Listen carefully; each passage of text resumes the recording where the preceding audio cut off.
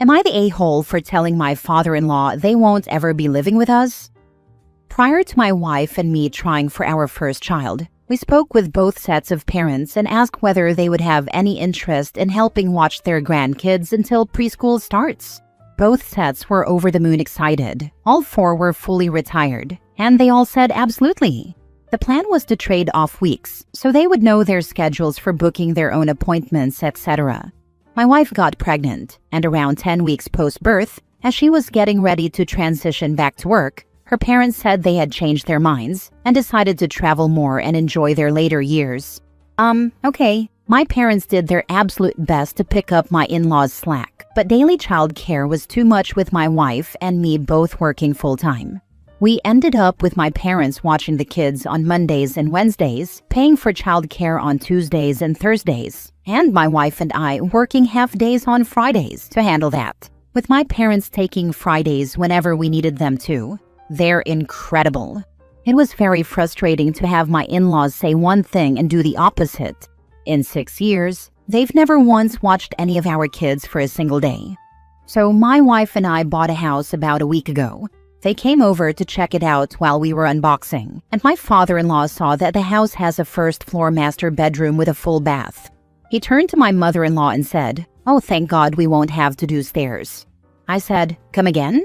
My mother-in-law said that of my wife and her 2 siblings, we are doing by far the best off, and it would make the most sense for them to live with us, as they're in their 70s and a house is becoming too much for them already.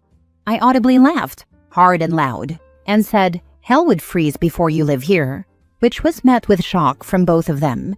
I explained that when we needed their help, they turned their backs, so we were simply doing the same.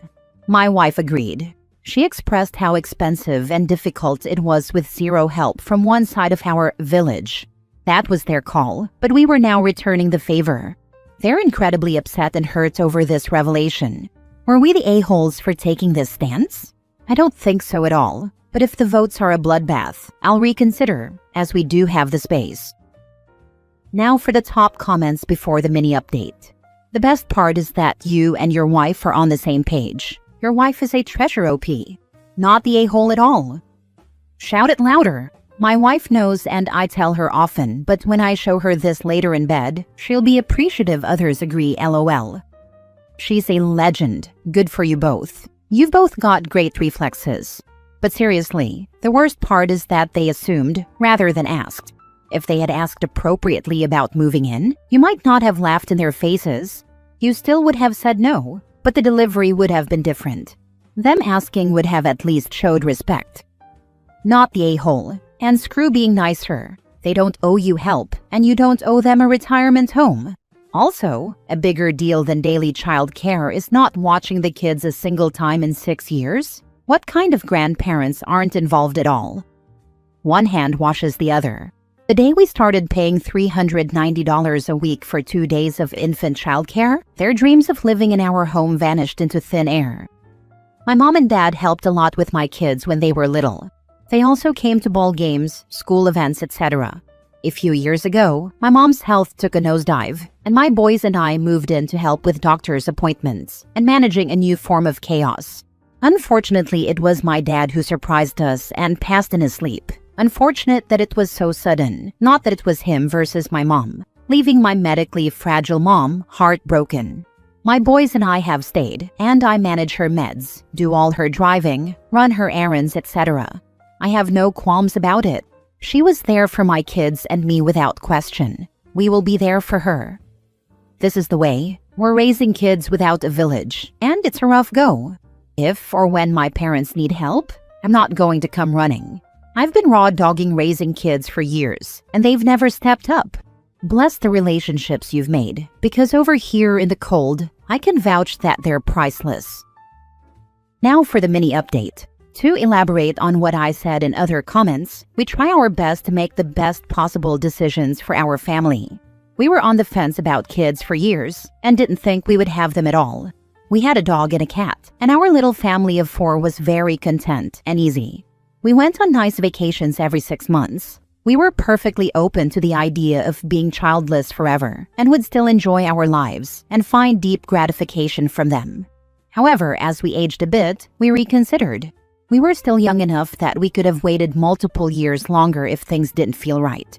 This is part of why we were frustrated with my in-laws. Had they simply said, we'd gladly pick up kids from preschool in an emergency, but simply cannot do daily childcare, we would have accepted that and planned accordingly.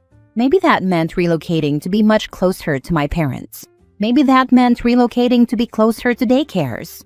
Maybe it meant putting a pin in having kids for a year or two and then reassessing. Maybe knowing we would not get help from her side would have changed how we handled our employment, as her work depends on her heavily. Had she known, for example, that we would like her to stay home the first year or two, she could have trained a replacement during the pregnancy months, versus telling them the entire time, "Don't worry, I'm coming back 3 months after." We would have had options if they had told us the truth. We spoke with them prior to stopping birth control, so they had over a year to say, "Hey guys, we've actually changed our minds on this," and we could have pivoted accordingly. But they didn't. They waited until about 10 days before she was returning to work to drop a bomb on us. Reddit gets wound up over some topics, and I get that childcare is one of them. But ask yourself, if you ask your mom for something big a year ago, something really important, and she said with full confidence, "I'm going to ride with you, I've got your back on this," and then a week or two before said, "Nah, I'm good." Most people, if they're being honest, would say that's pretty cruel to wait until the very end to say something. To this day, we still don't know why they didn't say something 1 month earlier, 4 months earlier, or 10 months earlier. So no, we didn't imagine all grandparents would plan their lives and retirement around our reproductive plans. We did what adults do. We spoke to them about it, learned of their high excitement, checked the box that they said they'd gladly help, and then dealt with everything that followed as best as we could. Next story. Am I the a-hole for refusing to attend my sister's wedding after what I overheard her say about me? I, 26 female, need an outside perspective because my entire family is split, and I honestly don't know if I'm overreacting or finally standing up for myself. My sister Emily, 30 female, is getting married in 2 months. Growing up, we were never super close. She was always the golden child. If you know, you know. And I was kind of just there. Not ignored per se, but definitely not celebrated the same way, etc. Still, I agreed to be a bridesmaid because my mom begged me and said it would mean the world to Emily. Planning has been stressful, but nothing crazy, until last weekend. Emily had a small bachelorette weekend at an Airbnb. There were 7 of us total. On the second night, I went upstairs early because I had a headache and wasn't feeling well. Around midnight, I realized I had left my charger downstairs, so I went back down quietly because I didn't want to wake anyone who might have been asleep. That's when I overheard Emily talking to her maid of honor. She didn't know I was on the stairs. She was drunk, laughing, and said, "I only asked her to be a bridesmaid so my mom would shut up. She's always ruining things anyway. I swear to God if she shows up looking for attention, I'll lose it." Her friend laughed and said something like, "Well, at least you'll look better next to her, so..." Emily said, "Exactly. It's kind of a win-win." I froze. I felt like I couldn't breathe. For context, I've struggled with my confidence for years, especially compared to Emily. She knows this. She's made comments my whole life about my weight, my hair, and my clothes, and has always framed it as helpful advice. I went back upstairs and didn't say anything for the rest of the weekend. When we got home, I sent her a message saying I was stepping down as a bridesmaid and wouldn't be attending the wedding. I didn't explain why at first. I just said I needed space and wished her the best. After I stepped down, she kept pushing for a reason, saying it didn't make sense and that I was once again being dramatic as always. I didn't tell her exactly what I heard, but I did tell her that I overheard a conversation at the bachelorette party that really hurt me. She put 2 and 2 together on her own after that. Then she lost it. She called me crying, saying I was purposefully sabotaging her big day, that I was being dramatic, and that everyone says things they don't mean when they're drunk. My mom called me next and said I was punishing the whole family over a misunderstanding. My dad says I should be the bigger person. Here's where it gets worse. Yesterday, Emily posted in the bridesmaids group chat that I forgot I was still in, that she's heartbroken, that I'm abandoning her, and that she never meant to hurt me. but she never apologized, not once. Now some in my family is texting me saying I'm selfish, and the other half is telling me I finally did what they wish they had the courage to do. I haven't responded to anyone yet. Am I the a-hole for refusing to go to her wedding after overhearing that conversation? I'm conflicted and don't know what to do, and part of me is telling myself that I am. Your sister sounds like a two-faced yunt. In hindsight, you should have recorded her saying all that garbage and sent it to your whole family and her fiancé. Screw 'em all. I wish I did. My phone was dead. That's why I was going to get my charger, which led to all this BS. You can always goad her into repeating all that garbage. Arrogant a-holes love to boast and talk down to people. It wouldn't be too difficult with a little needling. Not the a-hole. No, you didn't mean to hurt me, but you did. And you didn't bother to apologize. In vino veritas. Not the a-hole. Your sister is just a mean girl type and a bitch to boot. She has done this your whole life. And sorry, but people say stuff when drunk that they wouldn't normally say when sober. You're not being dramatic. You're saving yourself from being the scapegoat when it's not a perfect day for her or whatever other BS she can dream up. Make it clear to your parents that you're done being dumped on by her and treated as a lesser person by them. If they can't see that, and if she can't be human for once and make a real apology, then they can buzz off. Next story. Am I in the wrong for refusing to sell my late boyfriend's golden Rolex to help pay for a house? Hi all, I met my late boyfriend many years ago while we were in grad school. He was my first boyfriend, and I shared many memories with him. He had heart rhythm problems from birth that never improved with age. I knew this when I started dating him, and accepted those risks in our relationship. He owned a golden Rolex that he loved to wear. He had a few other watches, but there wasn't a time I saw him without that specific one. As his heart condition worsened over the next few years, he mentioned that he wanted to leave the watch in my possession if he passed away. I always laughed it off because I thought he was joking. But after he inevitably passed away, I realized he was serious. The court contacted me and gave me possession of the watch, while the rest of his estate went to his family. For a long time, I was afraid to wear it and kept it hidden in my apartment. Eventually, I did some research and found that these watches can take a beating and tolerate daily wear. I had it resized to fit my wrist, and now I wear it every day as a way to remember him. Since then, I've grown emotionally attached to the watch. Fast forward to today, I'm happily engaged to my fiancé. We're looking to purchase our first home in a few years and even plan on having kids. We aren't in any financial trouble. We can comfortably save for a house over the next few years, but my fiancé insists we sell the Rolex to move into the house sooner and start a new future together.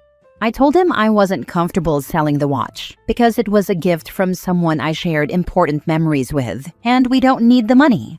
It would just take us a bit longer to save. My fiancé disagrees and thinks I'm overly attached to it. I don't think I'm wrong for valuing and appreciating a meaningful gift from my past. If I had to choose between the watch and putting food on the table, of course I'd sell it. But we're nowhere near that situation. Am I being rational, or am I letting my feelings for the watch cloud my judgment and future with my fiancé? Which of his treasured possessions is he planning to sell to help buy this house? Lol, that's a good point. Thank you all for your kind responses. I thought I was going crazy here. I think he singled out my watch because it's an easy, expensive sell. And maybe it's a reminder that you loved another man at one point. He could be insecure about it, or feel like he's competing with a ghost. I'm not saying that's a good thing. I'm just pointing out it could be his perspective. If that's the case, he might eventually do something bad, like stealing and selling your watch so he doesn't have to see it anymore. Wrong fiancé. I told the same thing to my sister.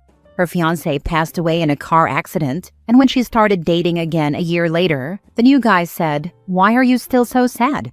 I told her, he can have all of you, even the grieving parts, or he can have none of you. She is now married to a man who celebrates her late fiancé's birthday with her every year, because he's grateful that someone loved her when they could. Not too long ago, there was a post about a fiancé stealing a wedding ring from a widow just because he was jealous. He even helped her look for the ring, but his mom found it in their house and returned it. That's how the woman found out. She dumped him. Be careful with your watch and your man. Last story. Am I the a-hole for not wanting to pay my girlfriend's debt? So, I'm 24 male, and my girlfriend is 23 female, and we want to take things to the next step. I genuinely don't mind, and I'd be down. My only issue is that my partner has a lot of debt that she hasn't even started working on. To be clear, she has $197,000 in debt, and she's pushing me to pay this off, along with buying our rings. I don't mind spending money on her when it's a date, but taking care of her debt, especially when she doesn't want to put any money toward it herself and wanting outrageously expensive rings, is a little much for me. She's told me that if I won't do it, someone else will, and I don't know where I stand with that. I've talked to her about how she goes on trips at least 1 or 2 times a year and chose the most expensive options for college, which led to the $197,000 in debt. I have no issue supporting her, but her not contributing anything toward her debt is a lot for me. I chose the cheaper route. I went to community college, then a 4-year university, and my job will pay for my master's degree. I'll be around $25,000 in debt at most after all my schooling. Am I the a-hole for being unable or hesitant to pay her debt and for not wanting to spend a fortune on her ring? $197,000 debt at 23? Wow. Just wow. Right? I was $100,000 in debt by 26, but I went to law school and was making 6 figures with an active practice by 28. It was a strategic risk to avoid spending my life in a $40,000 to $60,000 job. She didn't say that if you don't marry her, she'll find someone else. She said if you don't pay her debt, she'll find someone who will. She flat out told you her intentions. Take the hint. Take the hint and run far and run fast. She's looking for a sucker to pay her debts. She's financially irresponsible, and you two aren't compatible. Cut your losses now. I don't know. She seems pretty financially savvy to me. Get into debt, find a sucker to pay it off, then rinse and repeat. The sucker who pays her debt while buying her pretty jewelry is the financially irresponsible one. I wish I'd thought of that when I was young and pretty enough to pull it off. Damn my parents for instilling ethics in me.